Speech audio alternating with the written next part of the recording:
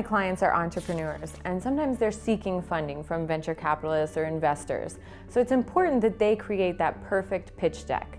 You only have that one impression to make with them, and so you want to make sure it's absolutely on point. Now, the first thing that you should do is set it up at 28-point font. Don't go smaller, and keep it 3 to 4 bullets per page. You don't want the investors or whoever it is you're presenting to get lost in the content and start reading away and just zone you out. They need to be focused on you. So keeping those slides concise is important.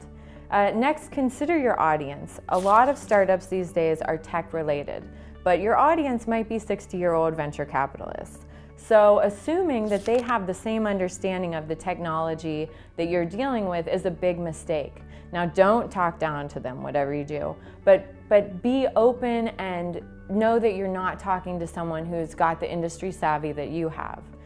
And third, don't get stuck on the solution slide. This is a common mistake that people make.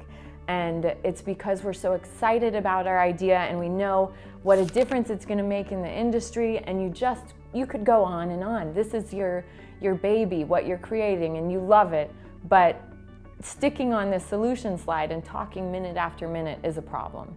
Now, the order of what you should present in your PowerPoint is, number 1, your elevator pitch. So 30 seconds just telling what you're doing, how it works. Number 2 is the problem. What's going on in this industry and why do you need to do this? Explaining the pain that your customer is having. Third is the solution, and this is the dangerous slide where you will want to get stuck.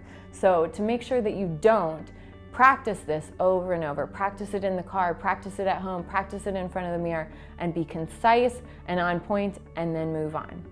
Number 4 is your addressable market. So make sure you have numbers here. Who are you going to be selling to? Is there a quantity or a realistic market that you can address here? So this is where you show some facts to back up who you're selling to. Number 5 is the revenue model. You need to show how this is going to make money, and showing margins, showing what you're going to charge here, showing the dollars and cents. Next is the management team and board. A lot of investors are buying into the team. It doesn't even matter so much what some of the other parts are. If you have a great team and a great board, that's what they're going to be paying attention to. So highlight those most important advisors or board members or management team members. Next is your competition and your competitive advantage. I've heard more than once, we don't have any competition. That's never true. You have competition, and get real about it. It may not be exactly what you do, but there are other alternatives. Any alternative to what you're doing is competition. And then explain why you have a competitive advantage over them.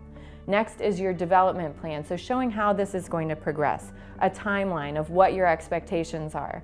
And finally, follow up with your contact information. Don't assume they know how to get in touch with you, and don't assume they're going to make the decision right then and there. So having your contact information up there is very important. And that is how to create the perfect pitch deck.